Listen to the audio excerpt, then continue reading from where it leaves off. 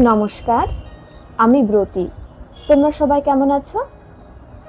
আজ আমি তোমাদেরকে সেই পথটি শেয়ার করব যে পথে বিল আর্ট দিয়ে আমি স্কুলে যেতাম ছোটবেলায়। রাস্তা দিয়ে যেতে গেলে প্রায় 2 কিলোমিটার। শুকনো মৌসুমে যখন বিল ফাঁকা থাকতো, আমরা বিল আর্ট দিয়ে ওই গ্রামে পৌঁছে যেতাম। দেখো, একটি টাওয়ার দেখা যাচ্ছে, ওর আশেপাশে আমার স্কুল। এই জমিতেও ছোটবেলায় আমাদের অনেক কৃষিকাজ হয়েছে। আমি আসতাম মা বাবার সাথে, আর আমাদের গ্রামের অনেক কাকু, অনেক জেঠুদেরও কৃষিকাজ এই জমিতে হয়। তাদের ক্ষেতেও আমরা মাঝে মাঝে আসি। এখানকার এলাকা আমাদের খুব পরিচিত, খুব কাছে, খুব নিজের। আমাদের এই পুরো বিলেই একটা করে খাল চলে গেছে, আমরা খালই বলি আমাদের আঞ্চলিক ভাষায়। সেই খালে মাছ হয়, অনেকেই ছিপ দিয়ে মাছ ধরে।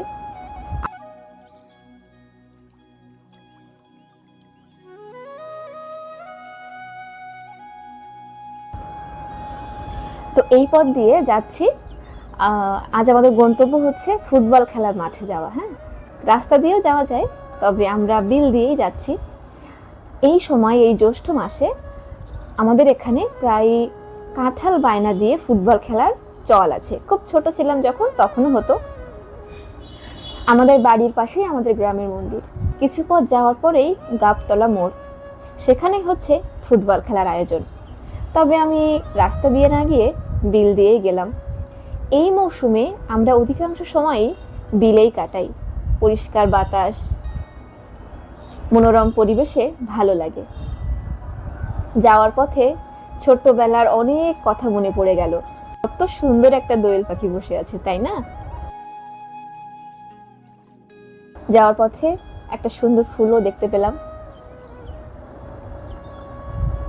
বিল পেরিয়ে এবারে রাস্তায় ওঠার পালা। রাস্তার পাশে কিন্তু আছে কিছু মানুষের ঘের, এখানে ওরা মাছ লাগায়। এবারে আমরা রাস্তায় উঠে গেলাম।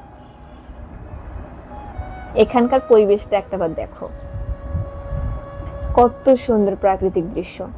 এখন তো আলো পড়ে গেছে, আলো থাকলে আরো সুন্দর লাগতো। আর বর্ষাকালে এই পোর্শনটা, আমাদের গ্রামের এই অঞ্চলটা এত সুন্দর দেখতে লাগে। প্রায় সন্ধ্যা হয়ে এলো, আমরা আর বেশিক্ষণ থাকবো না। আসার পথে দেখলাম একটি খেজুর গাছ, বেশি লম্বা না, কেমন হলুদ খেজুর হয়ে আছে, চাইলেই পেড়ে খাওয়া যাবে এমন। খুব মজার, তাই না? আমাদের গ্রামে বহু পুরনো একটা কৃষ্ণচূড়া গাছ আছে, বহু পুরনো, ছোট্টবেলার অনেক স্মৃতি তার সাথে।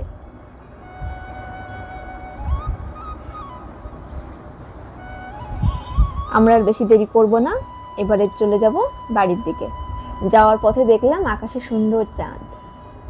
এমন চাঁদনি রাতে ভাই বোনদের সাথে সময় কাটাতে কার না ভালো লাগে বলো?